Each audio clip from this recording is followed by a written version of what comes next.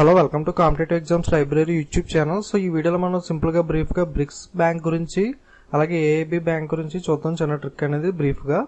Okay, let's see. So BRICS bank అనేది AIB headquarters అనేవి చాలా మంది కన్ఫ్యూజ్ అవుతూ ఉంటారు హెడ్ క్వార్టర్స్ అనే విషయంలో. సో ఈ రెండు కూడా చైనా అవడంతో కొంతమంది కన్ఫ్యూజ్ అవుతూ ఉంటారు. బట్ కన్ఫ్యూజ్ అవ్వకుండా చిన్న ట్రిక్ తో ఈజీగా గుర్తుపెట్టుకోవచ్చు మనం. సో ఒకసారి చూడండి. సో బ్రిక్స్ బ్యాంక్ అనే యొక్క హెడ్ క్వార్టర్స్ వచ్చి షాంఘై చైనా, అలాగే ఏఐబి హెడ్ క్వార్టర్స్ వచ్చి Beijing China. Okay, so BRICS అంటే బి కి అనేది రాదనమాట. సో బి పక్క పక్కన ఉండవు. సో ఒకే లెటర్స్ అనేవి పక్క పక్కన ఉండవు కాబట్టి బ్రిక్స్ హెడ్ క్వార్టర్స్ వచ్చి బీజింగ్ అవ్వదు. సో బ్రిక్స్ హెడ్ క్వార్టర్స్ వచ్చి షాంఘై చైనా, సో ఏఐబి వచ్చి బీజింగ్ చైనా. సో ఇది ఒక ట్రిక్. ఈ టైప్ లో గుర్తుపెట్టుకోవచ్చు. లేదా కన్ఫ్యూజ్ అవుతాం ఎందుకు అనుకుంటే సో ఇంకొక ట్రిక్ అనేది చెప్తాను చూడండి. సో బ్రిక్స్ హెడ్ క్వార్టర్స్ వచ్చి షాంఘై చైనా కదా. సో నేను గ్రీన్ కలర్ తో ఐడెంటిఫై చేశాను లెటర్స్ అనేవి చూడండి. సో బిఎస్సి అంటే బిఎస్సి. ఓకే, సో బ్రిక్స్ యొక్క హెడ్ క్వార్టర్స్ వచ్చి షాంఘై చైనా కదా, అంటే BRICS Shanghai China. Okay, BSC. So BSC అనే వర్డ్ అనేది బాగా ఫేమస్ కాబట్టి మీకు ఈజీగా బిఎస్సి అని గుర్తుపెట్టుకుంటే సో బ్రిక్స్ షాంఘై చైనా అని ఆర్డర్ అనేది ఈజీగా గుర్తుపెట్టుకోవచ్చు. Okay, so BRICS headquarters వచ్చి Shanghai China, BSC BRICS Shanghai China. So అలాగే ఏబిలో రెడ్ కలర్ చూడండి. So ABC. సో ఏబిసి అనే వరుస లెటర్స్ కదా. సో ఏ అంటే ఏబిఈ, బి అంటే బీజింగ్, సి అంటే చైనా. సో ఈ విధంగా ఏబిసి బిఎస్సి అనే కోడ్ వర్డ్స్ అనేవి గుర్తుపెట్టుకోవడం ద్వారా మీరు హెడ్ క్వార్టర్స్ అనేవి ఈ రెండింటికి కన్ఫ్యూజ్ అవ్వకుండా గుర్తుపెట్టుకోవచ్చు. ఓకే, సో బిఎస్సి అంటే BRICS Shanghai China. So BRICS యొక్క హెడ్ క్వార్టర్స్ వచ్చి షాంఘై చైనా, అలాగే ఏఐబి వచ్చి హెడ్ క్వార్టర్స్ వచ్చి Beijing China. So ABC AIB Beijing China. So ఈ విధంగా గుర్తుపెట్టుకోవచ్చు. ఓకే, సో ఇది చిన్న ట్రిక్ అనేది. సో నెక్స్ట్ అసలు బ్రిక్స్ బ్యాంక్ గురించి ఏఐబి బ్యాంక్ గురించి కొన్ని బ్రీఫ్ గా ఇంపార్టెంట్ పాయింట్స్ అనేవి చూద్దాం. సో ఫ్రీక్వెంట్ గా ఎగ్జామ్ లో అడిగే పాయింట్స్ అనేవి ఇవి. సో ఎక్కువ లెంతీగా కాకుండా సింపుల్ గా బ్రీఫ్ గా చూద్దాం. సో బ్రిక్స్ బ్యాంక్ షేర్స్ అనేవి సో టోటల్ గా బ్రిక్స్ బ్యాంక్ క్యాపిటల్ వచ్చి 100 బిలియన్ అనమాట. సో ఏఐబి క్యాపిటల్ కూడా సేమ్ 100 బిలియన్. సో ఈ 100 బిలియన్ లో షేర్స్ అనేవి ఎలా ఉంటాయంటే చైనా అనేది టాప్ షేర్ అనమాట. Okay, 41 billion. అలాగే RBI so Reserve Bank of India code word తో మనం ఈజీ గుర్తుపెట్టుకోవచ్చు. సో ఆర్బిఐ అంటే ఏం లేదు, ఆర్ అంటే రష్యా, బి అంటే బ్రెజిల్, ఐ అంటే ఇండియా. సో ఈ మూడు కూడా ఈక్వల్ షేర్ కలిగి ఉన్నాయి బ్రిక్స్ బ్యాంక్ లో. సో ఈక్వల్ షేర్ ఎంత అంటే 18 అనమాట. So 18 billion. So Russia share వచ్చి 18 బిలియన్, అలాగే బ్రెజిల్ షేర్ వచ్చి 18 బిలియన్, అలాగే ఇండియా షేర్ వచ్చి 18 బిలియన్. దీన్ని మీరు ఆర్బీఐ రష్యా, బ్రెజిల్, ఇండియా లేదా ఇలా గుర్తుపెట్టుకోండి. లేదా సింపుల్ గా BRI starting 3 countries BRI.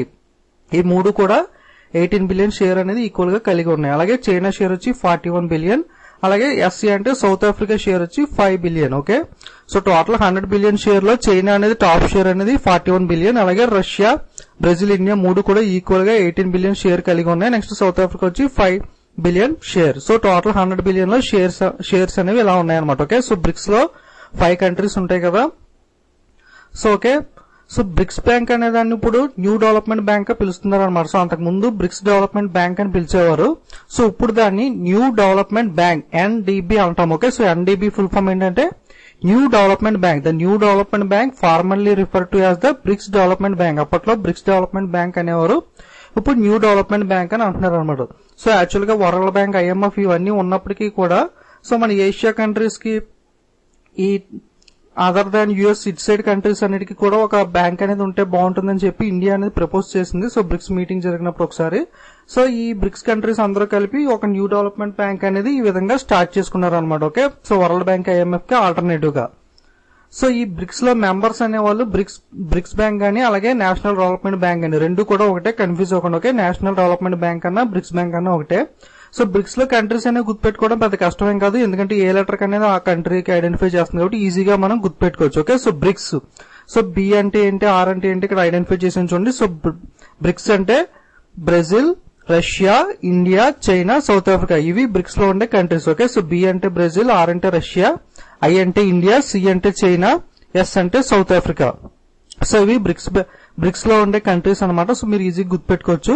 So ఇది బ్రిక్స్ గురించి ఇంకా పాయింట్స్ ఏంటంటే బ్రిక్స్ బ్యాంక్ యొక్క ప్రెసిడెంట్ ఎవరంటే KV Kamath. Okay, so BRICS bank యొక్క ప్రెసిడెంట్ కేవీ కామత్. అలాగే హెడ్ క్వార్టర్స్ వచ్చి Shanghai China. So starting code వల్ల చూసాం కదా, బ్రిక్స్ బ్యాంక్ యొక్క హెడ్ క్వార్టర్స్ వచ్చి Shanghai China, BSc. Okay, so ఇది బ్రిక్స్ గురించి బ్రీఫ్ గా ఈ పాయింట్స్ అనేది తెలుసుకుంటే సరిపోతుంది, మరి డీప్ గా అవసరం లేదు.